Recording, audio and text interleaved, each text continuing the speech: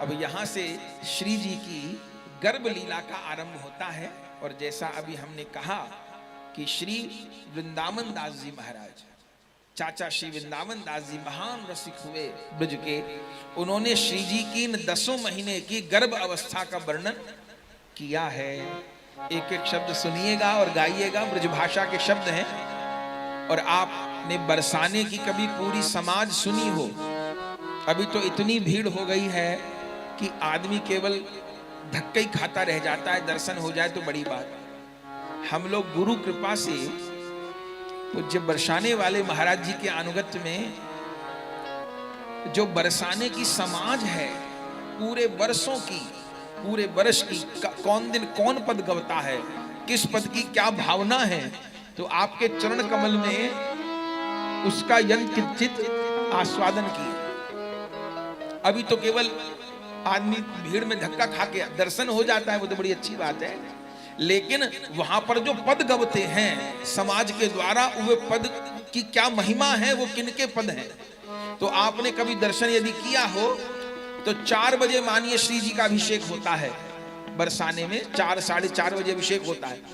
उसके ठीक पहले रात को 3 बजे मंदिर में पदगान होता है। हमने वो अनेक दिन तक उस सेवा को ग्रहण किया है। समाजी लोग कितनी भीड़ होती है, पर उनके लिए स्थान बीच में बन जाता है। और श्री जी का प्रागट्य अभिषेक होगा 4:30 बजे। वृंदावन में तो दिन में होता है, लेकिन बरसाने में तो सवेरे होता है 4:30। तो 3 बजे कौन सा पद गवता है? सब समाजी लोग बैठते हैं, गोसाई लोग बैठते हैं और पखावज लेकर के, झांझ लेकर के पदगान करते हैं। कौन सा पद? तो अब जो पद गा रहे हैं वो पद गवता है 3 बजे रात को, 2:30 बजे से पद गवना। और जैसे ये पद पूरा होता है 4 बजे, काफी समय लगता है, बड़ा पद है इसमें। हम लोग जितना आज कर पाएंगे उतना करेंगे, बाकी फिर कल कर लेंगे। तो जितना जैसे ये पद पूर्ण होता है उसी समय श्री जी का अभिषेक प्रारंभ हो जाता है। तो आनंद हो गया। पहला महीना लगा है इसमें। राधा रानी के जन्म लेने के पूर्व राधा रानी कितने महीना विराजमान रही है कीरति मैया में? 10 महीना। ठाकुर जी के महीना रहे हैं, बताइए कौन बताइए? ठाकुर जी का कौन सा महीना में प्रागट्य हुआ है? बताइए कोई वैष्णव बताओ, ठाकुर जी कौन से महीना में प्रकट भए हैं? नहीं, अष्टमी को तो प्रकट हुए। हम गर्भ के मास होते हैं ना, नहीं भादो मास में तो प्रकट हुए। गर्भ अवस्था के महीने नहीं होते, 8वां महीना, 9वां महीना, 10वां महीना। तो हम कह रहे हैं राधा रानी 10वें महीने में प्रकट हुई। तो हम पूछते हैं कि ठाकुर जी गर्भ अवस्था के कौन से मास में प्रकट हुए? ठाकुर जी 8वें महीने में प्रकट। ब्रज में कहा जाता है जब 8वें महीने में ठाकुर जी प्रकट हुए ना, तो बड़ी बूढ़ी क्या बोली यशोदा जी से? अरे यशोदा, हमने सुने हैं, हमने सुनो है, 7 मासों जी जाए, 8 मासों नहीं जीवे। माने 7वें मास में किसी बालक का जन्म हो तो जी जाए, 8वें मास में जन्म हो तो नहीं जीवे। और यदि जी जाए तो अपने मामा पे भारी हो। 7 मासों जी जाए, 8 मासों नहीं जीवे। और यदि 8 मासों बालक जी जाए तो अपने मामा पे भारी होए। तो वही काम हो गया, ठाकुर जी अपने मामा पे भारी हो गए, कंस का उद्धार कर दिया। तो ठाकुर जी प्रकट भए 8वें मास में, लेकिन राधा रानी प्रकट हुई हैं 10वें मास। 10 महीना विराजी हैं प्रकाश रूप में। तो एक एक महीने का वर्णन वृंदावन दास जी ने किया है। ये पद गवता है, वहां तो सुनने का अवसर नहीं मिलेगा, पर यहां सुनने का अवसर मिलेगा। एक एक शब्द को गाइएगा। प्रथम मास जब लाग्यो, प्रथम मास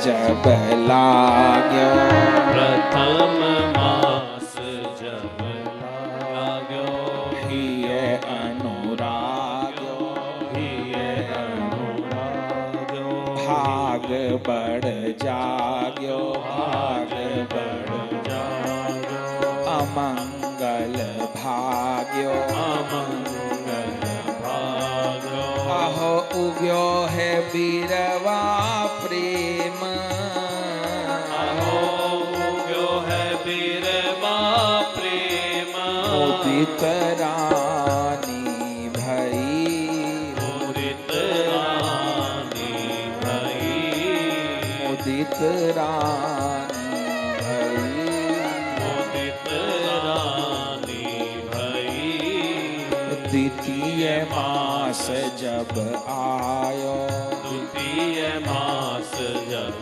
आयो कयो वचन सुहायो कयो वचन सुहायो सखिन सो जनायो सखिन सो जनायो परम सुख पायो परम सुख पायो अहो गति मति तो भई और अहो गति मति तो भई और कहत नहीं आवही कहत नहीं आवही कहत नहीं आवही कहत नहीं आवही पहला अंतरा प्रथम मास जब लाग्यो हिय अनुराग्यो भाग बढ़ जाग्यो अमंगल भाग्यो। जैसे प्रथम महीना लगा तो क्या हुआ, बोले प्रथम मास जब लाग्यो हिय अनुराग। जैसे प्रिया जी कीरति जी में आके विराजमान भई तो पहला अंतर क्या हुआ, बोले हिय अनुराग्यो। कीरति मैया का हृदय अनुराग से परिपूर्ण हो गया और ये प्रिया जी की कृपा का प्रथम परिणाम है। ये जो गर्भावस्था का वर्णन है इसका लीला परक अर्थ तो है ही, इसका सिद्धांत परक अर्थ भी है, माने आध्यात्मिक अर्थ भी है, सिद्धांत परक अर्थ भी है। सिद्धांत परक अर्थ क्या है कि प्रथम मास जब लाग्यो, ये जो 10 महीने हैं ये गर्भावस्था के 10 महीने तो हैं, ये 9 तो नवधा भक्ति हैं और 10वीं प्रेम लक्षणा भक्ति है। ये प्रिया जी 10वें महीने में क्यों प्रकट होती हैं? प्रिया जी प्रेम लक्षणा भक्ति की स्थिति में प्रकट होती हैं। प्रेम लक्षणा भक्ति की स्थिति में प्रकट होती हैं प्रिया जी। तो जब 9 सीढ़ी भी पार हो जाती हैं उस अवस्था में एक भक्ति है साधन भक्ति जो करनी होती है, एक भक्ति है प्रेमा भक्ति जो हो जाती है। तो प्रेमा भक्ति की अवस्था में प्रेमा भक्ति स्वरूपा प्रिया जी प्रकट होती हैं। तो जैसे गर्भावस्था का प्रथम मास हुआ, प्रथम मास जब लाग्यो हिय अनुराग्यो, हृदय आनंद से परिपूर्ण हो गया। हिय अनुराग्यो भाग बढ़ जाग्यो अमंगल भाग्यो, भाग जग गया श्री कीरति मैया का। और जितने भी अमंगल हैं जीवन के वो सारे अमंगल दूर हो गए। कैसे? बोले अहो उग्यो है बीरवा प्रेम, अहो उग्यो है बीरवा प्रेम, मुदित रानी भई मुदित रानी भई। अहो उग्यो है बिरवा प्रेम मुदित रानी भई। वह प्रेम का बिरवा उदय हुआ और श्री कीरति मैया तो परम प्रसन्न हो। फिर क्या हुआ? द्वितीय मास जब आयो कहो वचन सुहायो, सखिन सो जनायो परम सुख पायो। दूसरे मास में कीरति मैया ने अपनी सखियों को बता दिया।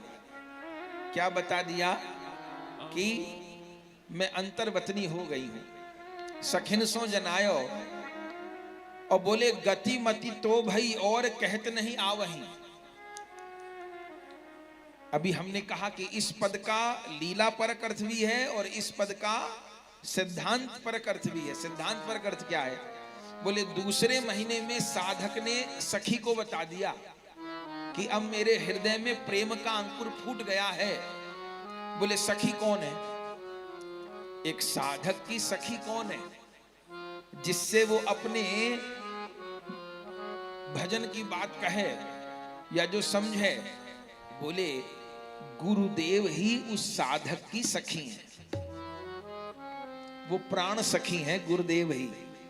जिन गुरुदेव के साथ में उस शिष्य के हृदय के अंतर का तार जुड़ा हुआ है।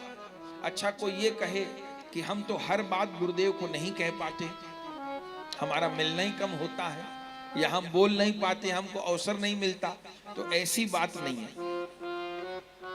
अपने को जो कुछ भी कृपा प्राप्त होगी युगल किशोर की, अपने को श्री जी की ओर से कोई अनुभव होगा, अपने को ठाकुर जी की ओर से कोई अनुभव यदि होगा, तो वो पहले अनुभव गुरुदेव को होगा, पीछे हमको होगा, ये पक्की बात है। तो ऐसा नहीं कि अपने को हर बात कहनी ही है, यहां बिना कहे भी सब कुछ हो जाता है। वो गुरु तत्व जागृत रहता है हर समय। जैसे कहीं कहीं ऑटो कट लगा होता है। ऑटो कट क्या होता है कि लाइट चली गई तो जनरेटर अपने आप चल जाएगा, कहीं कहीं चलाना पड़ता है जनरेटर जाके, कहीं कहीं ऑटो कट होता है, लाइट गई जनरेटर अपने आप चालू हो जाएगा। अच्छा, लाइट आ गई तो जनरेटर अपने आप बंद हो जाएगा, ऑटो कट होता है। तो इस कृपा वाले रास्ते में भी ऑटो कट है। जैसे हृदय में दैन्य का प्रकाश होगा तो युगल का भी हृदय द्रवीभूत होगा, महाप्रभु जी का भी हृदय द्रवीभूत होगा, और गुरुदेव का भी हृदय द्रवीभूत होगा। चूंकि ये तीनों एक ही हैं, गुरु और गौरांग दो नहीं है। गौरांग की करुणा ही गुरुदेव के रूप में प्रकट हुई है। तो हमको कोई अनुभव होगा तो वो गुरुदेव को होगा। हमारे पास जो भी कृपा आएगी इस आध्यात्मिक राज्य में, वो गुरुदेव के माध्यम से ही आएगी। और यदि इस मार्ग में कोई स्वतंत्र आचरण करने लग गया तो क्या होगा? तो कृपा आनी बंद हो जाएगी। और कोई कहे मुझे तो फिर भी अनुभव हो रहे हैं, तो भैया सावधान, वो अनुभव नहीं आ रहे, वो अहंकार आ रहा है। फिर वो उसको जांच ले, वो केवल दंभ में पड़ जाएगा, अहंकार में पड़ जाएगा, करुणा कृपा नहीं आएगी। फिर कृपा तो गुरु के माध्यम से ही आएगी। तो कई बार होता है कि हम लोग नहीं बता सके कोई बात, तो नहीं बता सके तो कोई बात नहीं। गुरुदेव नित्य लीला में विराजमान है तो भी, वो नित्य लीला में सखी रूप से विराजमान है तो भी क्या हो गया, वहां से कृपा आ रही है। नित्य लीला में बैठे हुए गुरुदेव भी अपने शिष्य का ध्यान रखते हैं। इन बातों को केवल आप कोई हमारी कल्पना न मान लीजिएगा मेरे भाई बहन, एक एक शब्द शास्त्र से ही बोल रहे हैं, अपने मन से बना के कुछ नहीं बोल रहे। आप सोचे कि ये गौरदास अपने मन से कथा, ना, ऐसी बात नहीं है। जो कुछ बोल रहे हैं वो आचार्यों की ही वाणी बोल रहे हैं, अपने से बना के कुछ नहीं बोल रहे। माने गुरुदेव नित्य लीला में भी प्रविष्ट हो गए हैं, तो गुरु कृपा नहीं होगी ऐसी बात नहीं है, अभी भी होगी, पूरी होगी, वहीं से होगी। और एक बात और कहें, नित्य लीला में जाने के बाद और ज्यादा होगी, कम नहीं होगी। क्यों? बोले प्रगट में रहते ज्यादा क्यों नहीं होगी? बोले प्रगट रहते में ज्यादा हो सकती है, पर गुरुदेव के प्रगट में रहते हुए असुविधा क्या हो जाती है जानते हैं आप? हम जैसे जीवों से क्या हो जाता है कि जब गुरुदेव प्रगट में होते हैं तो उनमें मनुष्य बुद्धि हो जाती है। बस ये सब में बड़ी हानि है। सब में बड़ी हानि क्या है कि गुरुदेव को मनुष्य मान लिए। इसलिए सनातन गोस्वामी जी कहते हैं, गुरु के मनुष्य ज्ञान ना कर कखन, गुरु निंदा कभू करने ना कर श्रवण।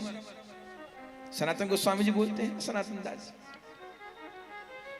तो गुरु के मनुष्य ज्ञान, गुरुदेव को मनुष्य मान लेना ही मानिए सबसे बड़े अनर्थों की जड़ है। तो बोले गुरुदेव मनुष्य जैसे ही दिखाई पड़ते हैं तो मैं कैसे करूं? मुझे लगेगा मैं भी बाबा जी, मेरे गुरुदेव भी बाबा जी, तो मेरे में और गुरुदेव में क्या अंतर है? जैसे हम प्रसाद पाते हैं ऐसे गुरुदेव भी प्रसाद पाते हैं। जैसे मैं स्नान करता हूं गुरुदेव भी करते हैं, जैसे मैं बोलता हूं गुरुदेव भी बोलते हैं, तो अंतर क्या है? अब बस यही मुसीबत है। अगर ये दृष्टि गुरुदेव के प्रति हो गई कि ये मनुष्य है तो क्या होगा? तो हानि ये होगी कि जुगल कृपा आनी बंद हो जाएगी, गौर कृपा आनी बंद हो जाएगी। इस जगत में तो उन्नति हो जाएगी, हमको लोग महाराज कहने लग जाएंगे, हमको लोग संत कहने लग जाएंगे, ये सब तो हो जाएगा, लेकिन जो कृपा है वो आनी बंद हो जाएगी। तो गुरुदेव के प्रति क्या भावना है? जीवेर निस्तार लागी नंद सुत हरि, भुवने प्रकाश होन गुरु रूप धरि। ये बात, गुरुदेव कौन है? जीवेर निस्तार लागी नंद सुत हरि। नंद नंदन श्याम सुंदर की करुणा ही गुरुदेव के रूप में मनुष्य आकार में आई है। अच्छा, गुरुदेव के रूप में ठाकुर जी क्यों आए हैं? मुझको अपनाने के लिए। ये भी बात है, गुरुदेव मेरे लिए आए हैं। आहा, बड़ा प्यारा पद है, गुनगुना रहे हैं, बहुत प्यारा पद है। 2-4 पंक्ति गाइए। मलुक पीठाधीश्वर जी महाराज इस पद को खूब गाते हैं, बड़ा प्यारा पद है। क्या? आते नवः परमेश जो गुरुदेव के आकार में, आते नवः परमेश जो गुरुदेव के आकार में, रहता अंधेरा ही अंधेरा मोह का संसार में, रहता अंधेरा ही अंधेरा मोह का संसार में। आते नवः गौरांग जो, आते वह नवः गौरांग जो, आते नवः गोविंद जो, आते नवः गोविंद जो, गुरुदेव के आकार में, गुरुदेव के आकार में, रहता अंधेरा ही अंधेरा मोह का संसार में, रहता अंधेरा ही अंधेरा मोह का संसार में। गुरुदेव के चरणार विंदों की शरण जब तक न ली, गुरुदेव के चरणार बिंदों की शरण जब तक न ली, दिन जिंदगी के इस तरह कितने गए बेकार में, दिन जिंदगी के किस तरह कितने गए बेकार हैं। आते नवः गोविंद जो गुरुदेव के आकार में, आते नवः गोविंद जो गुरुदेव के आकार में, रहता अंधेरा ही अंधेरा मोह का संसार में, रहता अंधेरा ही अंधेरा मोह का संसार में। गुरु है दयालु दीन वत्सल राम संशय छोड़ दे, गुरु है दयालु दीन बसल राम चिंता छोड़ दे, गुरु है दयालु दीन वत्सल राम संशय छोड़ दे। गुरु है दयालु दीन बख्शन, राम संशय छोड़ दे। तेरा भला हो जाएगा, तू रह पड़ा दरबार में।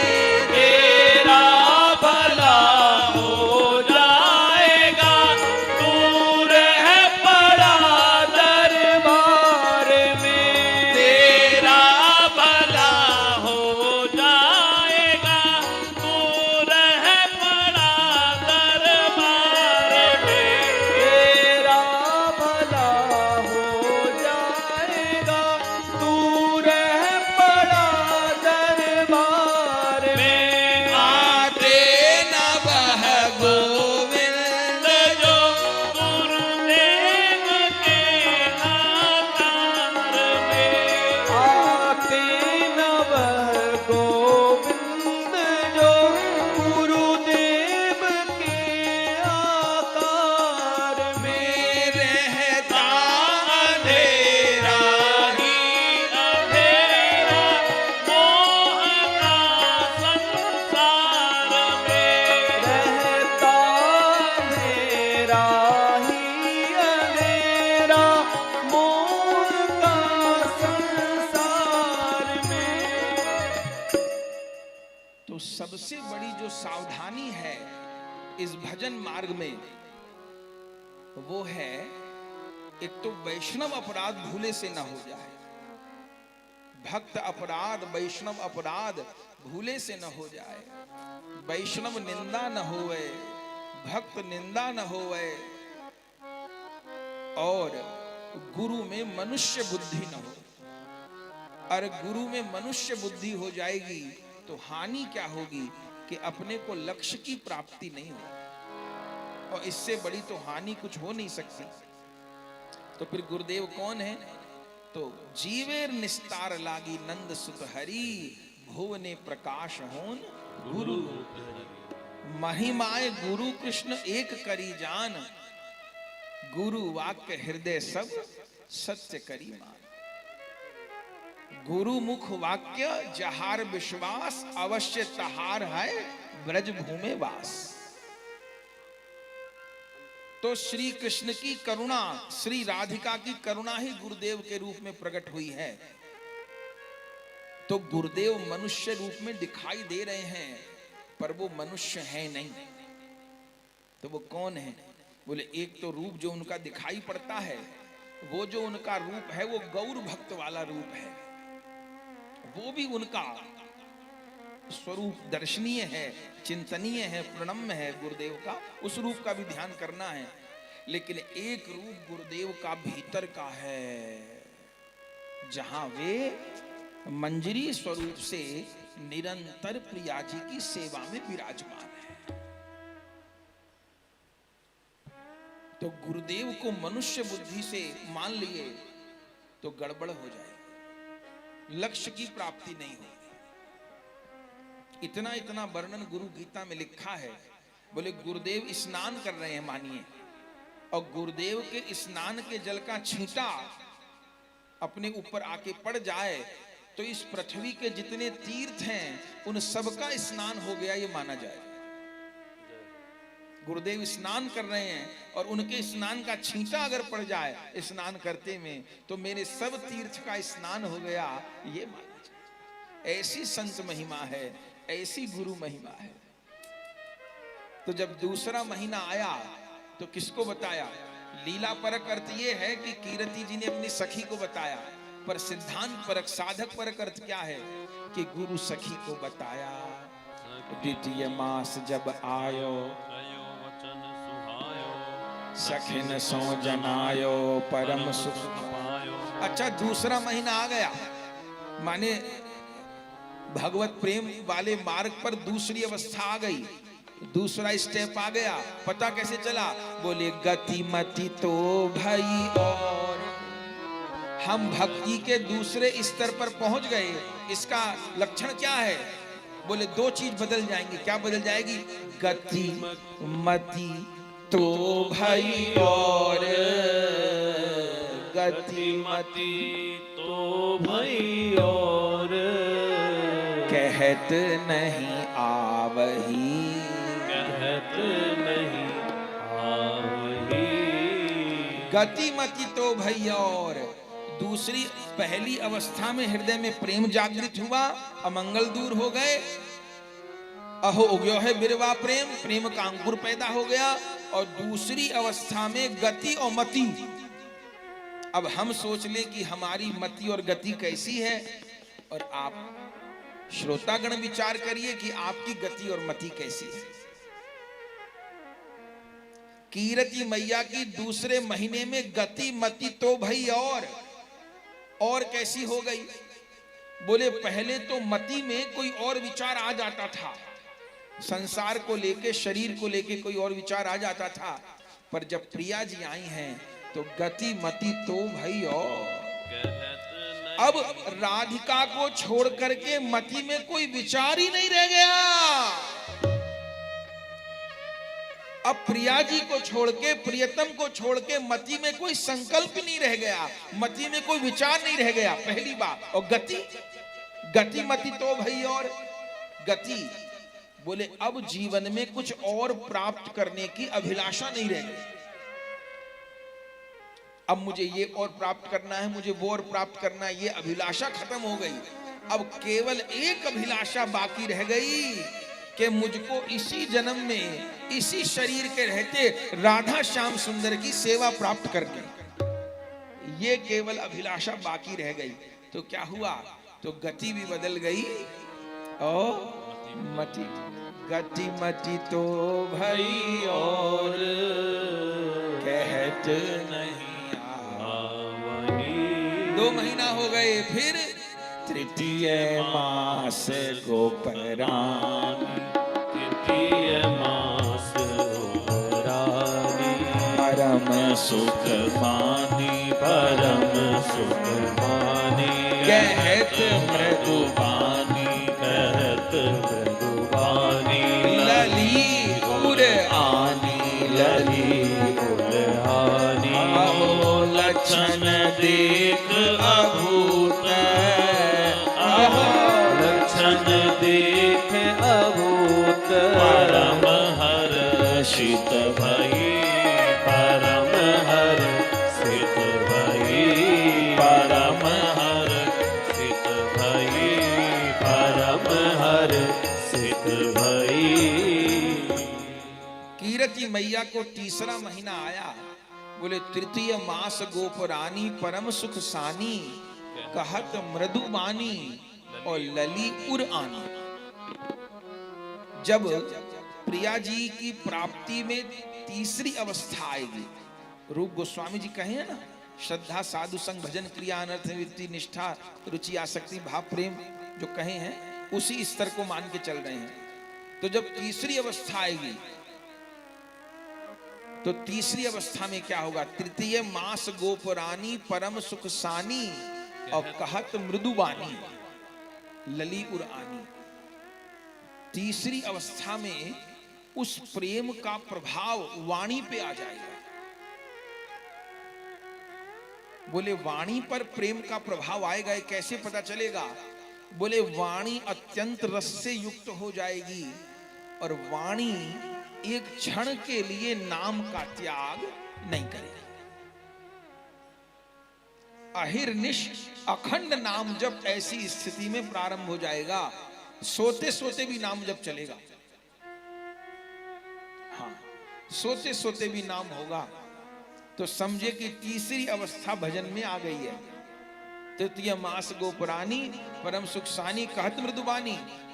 और बड़ी बात जो है वह लली उर आनी, जीभा पर अखंड नाम चलेगा और हृदय में प्रिया जी का आविर्भाव होगा। कोई साधक माला तो करेंगे नहीं, और उनसे पूछो माला क्यों नहीं करते? बोले हम लोग तो मन मन में नाम जपते हैं। तुमने पहली कक्षा पास करी नहीं, तुम सीधा बीए में चले गए। तो पहली कक्षा पास किए नहीं, सीधा 12वीं में चले गए। बोले हम माला वाला नहीं करते, हम लोग तो सीधा मन मन में करते। ना भैया ना, ये सब कपट है। ये भजन की तीसरी अवस्था में लली उर आनी, प्रिया जी हृदय में आ गई, उर में आ गई। कैसे आ गई, कैसे पता चलेगा? बोले बोले मानसिक जब प्रारंभ हो जाए, लली उर आनी, मानसिक जब प्रारंभ हो जाए। तृतीय मास गोपुरानी परम सुखसानी कहत मृदुबानी लली उर आनी। प्रिया जी उर में आएंगी तो मानसिक जब प्रारंभ हो जाएगा, माने नाम रोकने पर भी नाम न रुके। वो गोपाल गुरु जी वाली कथा याद कर लीजिए। वो वैष्णव श्री महाप्रभु जी जब गए सवेरे नित्य क्रिया के लिए, तो नाम महाप्रभु जी का बंद नहीं हो रहा। तो महाप्रभु जी अब लीला करनी है, तो महाप्रभु जी दांतों से दबा के जीभ को नित्य क्रिया के लिए बैठे हैं, और छोटे से गोपाल गुरु गए हैं शुद्धि के लिए। तो महाप्रभु जी जब निमित्त होके आए, तो गोपाल गुरु ने पूछा महाप्रभु को कि महाप्रभु जी, ये आप ऐसे माने शौच क्रिया में जीभा पकड़ के बैठे थे, तो उस समय तो मुख में हाथ नहीं डालना चाहिए, आप मुख में हाथ डाल करके बैठे थे। तो महाप्रभु जी कहे कि अशुद्ध अवस्था में नाम नहीं लेना चाहिए। अब वो तो स्वयं कृष्ण है पर बता रहे हैं लीला करके, तो ऐसी अवस्था में नाम नहीं लेना चाहिए। तो छोटा सा बालक क्या कहता है, महाप्रभु जी यदि किसी का शौच क्रिया में प्राणांत हो जाए तो, लघु शंका अथवा दीर्घ शंका त्यागते समय किसी का प्राणांत हो जाए तो नाम तो लेगा नहीं, चूंकि इस अवस्था में नाम लेना नहीं चाहिए। तो क्या होगा, बिना नाम लिए तो उसकी अधोगति हो जाएगी। अरे राम, महाप्रभु बोले तू बालक नहीं है, तू तो गुरुदेव है। तो पहले नाम गोपाल, फिर महाप्रभु क्या कहे, गोपाल गुरु कहिए श्री गोपाल गुरु जी महाराज की जय हो। पहले गोपाल नाम, महाप्रभु कहे गोपाल गुरु, ये तो गुरु वाला काम कर दिया। माने इस बात को महाप्रभु को प्रकाशित करवाना तो उस बालक से प्रकाशित करवा दिए। तो ऐसी अवस्था की नाम रोका जा रहा है, पर नाम नहीं रुक पा रहा। ये तृतीय मास गोपुरानी परम सुखसानी कहत मृदुवानी लली उरानी। और अब कहा लक्षण देख अभूत, तब अभूतपूर्व लक्षण प्रकट हो जाएंगे जीवन में। अभी हम लोग देखें कि हमारे कैसे लक्षण हैं, तब तृतीय अवस्था में अभूतपूर्व लक्षण प्रकट हो जाएंगे जीवन में। एकदम अलौकिक अलौकिक बातें प्रकट होने लग जाएंगी। वाणी अलौकिक, मति अलौकिक, विचार अलौकिक, सोना अलौकिक, उठना अलौकिक, सब कुछ अलौकिक हो जाएगा। लक्षण देख अभूत,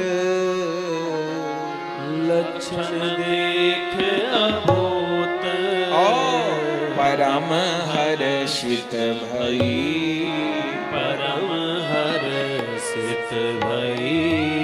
तीसरा महीना भी बीत गया, अब कौन महीना आया, चौथे मास मन फूलो, चौथे मास मन फूलो, भाग्य अनुकूल, भाग्य अनुकूल, महारस झूल्यो, महारस झूलो, सकल दुख भूल्यो, सकल दुख भूलो। अहो गोपराज कुल वधू, अहो गोपराज कुल बधू, परम शोभित भई, परम शोभित भई, परम शोभित भई, परम शोभित भई।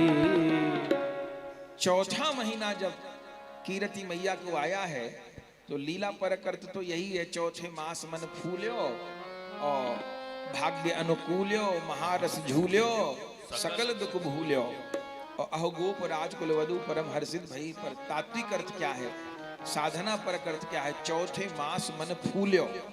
फूल्यो माने जीवन में दुख नाम की चीज नहीं रह जाएगी, तकलीफ नाम की चीज नहीं रह जाएगी। जो अभी हम जैसे लोग कह देते हैं ना, मेरा मूड खराब हो गया, मुझे आपने ऐसा कह दिया, मेरा मूड खराब हो गया, मुझको समय पर बाल भोग नहीं मिला, मेरे मन के माफिक मेरा मूड खराब हो गया, सब्जी में नमक कम था, मेरा मूड खराब हो गया, मुझको रोटी ठंडी मिली, मेरा मूड खराब हो गया। अभी तो इन बातों पर मूड खराब हो जाता है। हम लोग काहे के साधक हैं? यदि ऐसा हो रहा है मेरे जैसे जीव के साथ, तो हम कहाँ के साधक हैं? चौथे मास मन फूल्यो। जब चौथी अवस्था में पहुंचे हैं तो मन फूल्यो। फूल्यो से अर्थ अब हृदय में आनंद समाता नहीं है, अब शरीर से, संसार से, इनसे स्थिति ऊपर हो गई है। अब केवल यही नहीं कि सवेरे से शाम तक मैं क्या खा लूं और कितना सो लूं और कितना भोग लूं, वह खाना सोना भोगना इन्हीं में जिंदगी नहीं। अब चौथे मास मन फूल्यो। असलियत तो ये है, मेरे जैसे प्राणी ने तो अभी सुख क्या है ये जाना ही नहीं। आनंद क्या है, अभी आनंद हम लोग कहां ढूंढते हैं? वह बढ़िया भोजन करने को मिल जाए तो आनंद आ गया, और बढ़िया भोजन नहीं मिला तो बहुत बुरा दिन।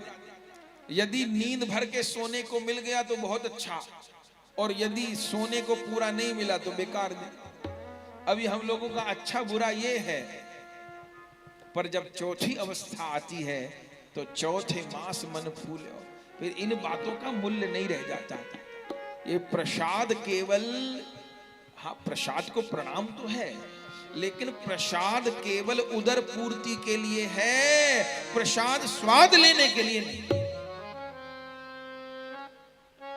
सोना केवल इसलिए है कि मैं नहीं सोऊंगा तो शरीर बिगड़ जाएगा, तो मुझे सेवा करनी है, मुझे भजन करना है, इसलिए जितना जरूरी है मुझे उतना सोना है। मुझे कुंभकर्ण नहीं बन जाना सोते सोते। तो प्रसाद उतनी मात्रा में ग्रहण करना जितना मेरे शरीर को आवश्यकता है, और सोना मुझे उतनी देर जितनी मेरी शरीर को आवश्यकता है। चौथे मास मन फूल्यो। और भाग्य अनुकूल। हम लोग कहते हैं ना कि हमारा भाग ठीक नहीं चल रहा। अरे चौथे अवस्था में पूरा भाग ठीक चलता है। ये सारे ग्रह बिना राहु केतु मंगल बुध पूजे सबरे ग्रह अनुकूल हो जाते हैं। अरे सारे ग्रह तो इनके सेवक हैं, इनका नाम लिए पे सारे ग्रह अनुकूल हैं, और इनको त्यागे पे कितने ग्रह को मना लीजिए, कोई ग्रह भला नहीं करने वाला। चौथे मास मन फूलो, भाग्य अनुकूल्यो, महारस झूल्यो, और सकल दुख भूल्यो। जन्म जन्म के सारे दुख, हाँ कोई दुख बाकी नहीं रहेगा, कोई दुख बाकी नहीं रहेगा भैया। भक्तमाल जी में कैसे कैसे उदाहरण हैं। कुंभन दास जी महाराज, इसी गिरिराज जी की बात है।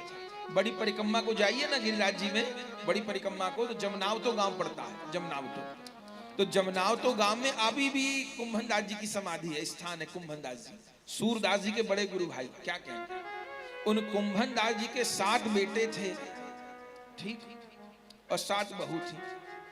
उन कुंभन दास जी से कोई पूछता आपके कितने बेटे, कहते 1.5। क्या कहते 1.5?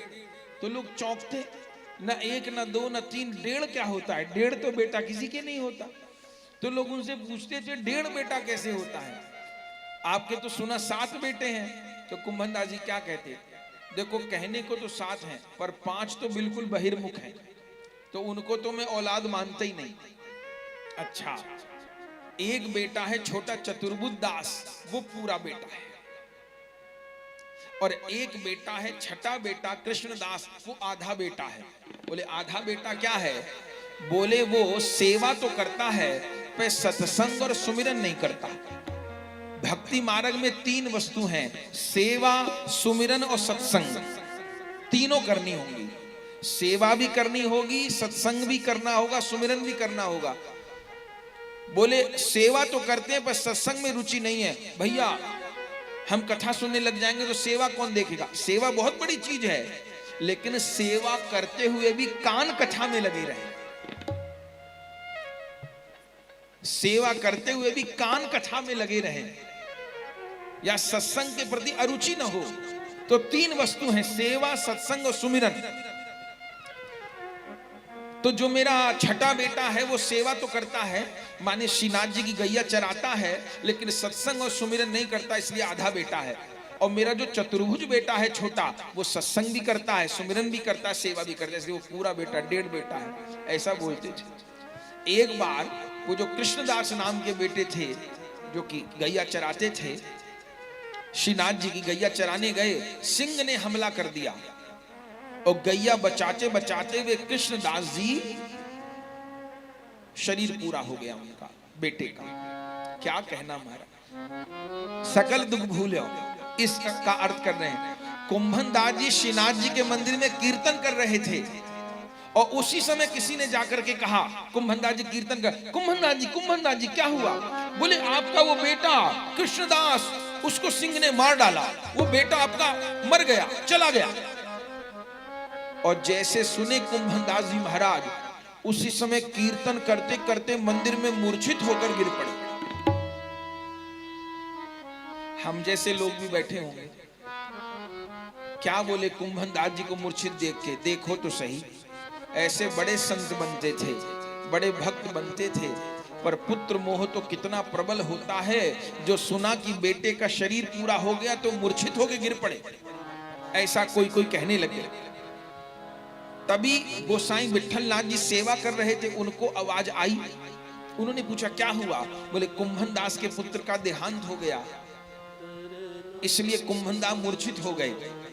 तब गुरुजी सेवा करके बाहर आए अपरस पूरा करके, और कुंभन दास जी जहाँ गिरे पड़े थे तो कुंभन दास जी के पास कान में जाके क्या बोले, कुंभन दास जी आपको सूतक नाय लगेगो, आप ऐसे कीर्तन कर सको मंदिर में, आपको सूतक नाय लगेगो। जैसे कुंभन दास जी ने सुना मुझे सूतक नहीं लगेगा, उसी समय बैठ के फिर कीर्तन करने लगे। तब लोगों को पता चला कि कुंभन दास जी पुत्र मरने का समाचार सुन के मूर्छित नहीं हुए थे, ये सोच के मूर्छित हुए थे कि मैं बाप हूं, पुत्र के मरने से मुझे सूतक हो गया, तो अब मैं कितने दिन तक मंदिर नहीं आ सकूंगा, श्रीनाथ जी का दर्शन नहीं कर सकूंगा और कीर्तन सेवा नहीं कर सकूंगा, गुरु सेवा नहीं कर सकूंगा। क्या किसी ने गोसाई विठलनाथ जी को कहा कि ऐसे तो आप इतना मानते हो, सूतक पातक छुआछूत अपरस सपरस, और कुंभन दास जी को कहे सूतक नहीं लगेगा, सूतक में कोई मंदिर आता है, सूतक में कोई सेवा करता है। अब गोसाई विठलनाथ जी कहे भैया कुंभन दास जैसों के लिए कोई सूतक बाकी नहीं, जिसकी ठाकुर में ऐसी अनुरक्ति हो गई है अब उसके लिए कोई सूतक, कोई पातक, कोई विधि निषेध बाकी नहीं है। तो सकल दुख भूल, ये स्थिति है। अब हम अपने को विचार लें कि बड़ी घटना तो छोड़ दीजिए, यदि अभी आप में से कोई हमको कटु वचन कह दे, अभी आप में से कोई हमको कड़वा वचन कह दे कि महाराज तुम्हें कथा वथा करनी नहीं आती, हटो यहां से, ऐसा कोई हमको कह दे, तो हमारे मन की क्या स्थिति होगी? क्या हमारा मन सूख जाएगा प्रेम से, या फिर भी प्रेम में भीगा रहेगा? ये मानना होगा, जानना होगा।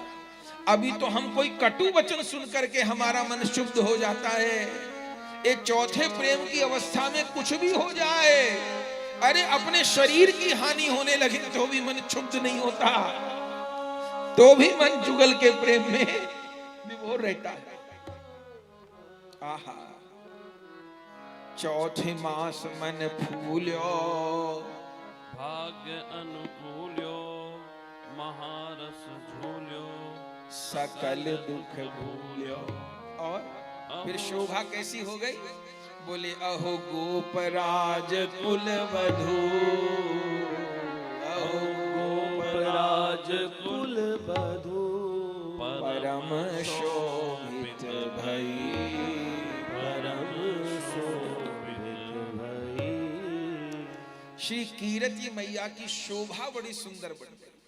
अच्छा, संत शोभनीय होते, संत दर्शनीय होते। सांसारिक सौंदर्य भले संत के पास ना हो, पर संत दर्शनीय होते हैं। वैष्णव जनों के माथे का तिलक देख के कितना सुंदर लगता है। किसी को बिना तिलक का माथा देखे तो कहते तो कुछ नहीं, पर कितनी पीड़ा होती है। वैष्णव जनों के माथे का तिलक ही कितना सुंदर होता है। तिलक को देखते ही प्रणाम करने को मन होता है, और तिलक से पहचान हो जाती है कौन गुरु घर है, कौन परंपरा है। वैष्णव दर्शनीय होते हैं, वैष्णव प्रणम्य होते हैं। माथे पर तिलक देखिए, प्रणाम कर लीजिए। ये हमने ठेका नहीं ले रखा कौन कितना भजन कर रहा है, कौन कितना भजन नहीं कर रहा। गले में कंठी, माथे पे तिलक, मेरे लिए तो संत भगवान है, प्रणाम कर लीजिए। माथे पे तिलक देखे, गले में कंठी देके प्रणाम कर। हमारा परिचय नहीं है तो भी प्रणाम कर लीजिए। अहो गोपराज कुलवधू, राज कुलवधू परम शोभित भई, परम शोभित भई। चौथे महीने की अवस्था में आकर के तो श्री कीरति मैया की कैसी अवस्था हो गई। नैनन जुगल किशोर बसे, मन अब जग में ना आए। कैसी अवस्था हो गई। मेरे नैनन जुगल किशोर बसे, मन अब जग में ना लगे। मेरे नैनन जुगल किशोर बसे, मन अब जग में नाए लगे।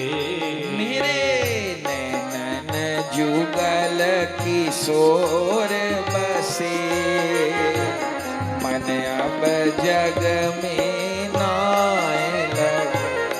मेरे नैनन जुगल किशोर बसे, मन अब जग में नाए लगे। एक क्षण बिरह सुहावे ना, एक क्षण बिरह सुहावे ना, एक क्षण बिरह सुहावे ना। एक क्षण बिरह सुहावे ना, खान पान अब भावे ना, खान पान अब भावे ना, खान पान अब भावे ना। खान पान अब भावे ना। नींद भूख, नींद भूख, नींद भूख सब त्याग गए। मन अब जग में नाए लगे। नींद भूख सब त्याग गए, मन अब जग में नाए लगे। मेरे नैनन जुगल किशोर बसे, मन अब जग में नाए लगे। मेरे नैनन जुगल किशोर बसे, मन अब जग में नाए लगे। झांकी वही मन भाती है, झांकी वही मन भाती है, झांकी वही मन भाती है। झांकी वही मन भाती है।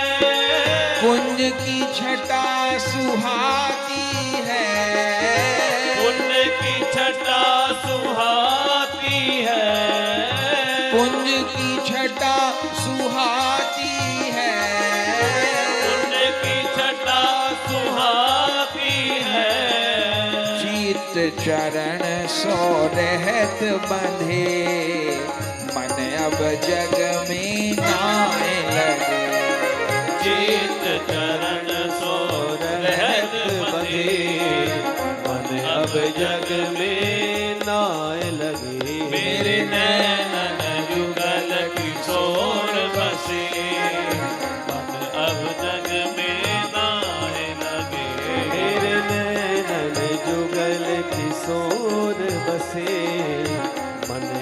जग में नाय लगे। गौरदास नित टेरत हूँ, श्री गौरदास नित टेरत हूँ। गौरदास नित टेरत हूँ, गौरदास नित टेरत हूँ। बाट कृपा की हेरत हूँ, बाल कृपा की हेरत हूँ। बाट कृपा की हेरत हूँ, बाल कृपा की हेरत हूँ। कौन दिना मेरो भाग जगे, मन अब जग में नाय लगे। हाँ कौन बिना मेरो भाग जगे, मन अब जग में नाय लगे। भजनी ताई गौराधे श्याम, जप हरे कृष्ण हरे राम। भजनी ताई गौर राधे श्याम, जप हरे कृष्ण हरे राम। भजनी ताई गौर राधे श्याम, हरे कृष्ण हरे राम। भजनी ताई गौर राधे श्याम, हरे कृष्ण हरे राम। हरे कृष्ण हरे राम।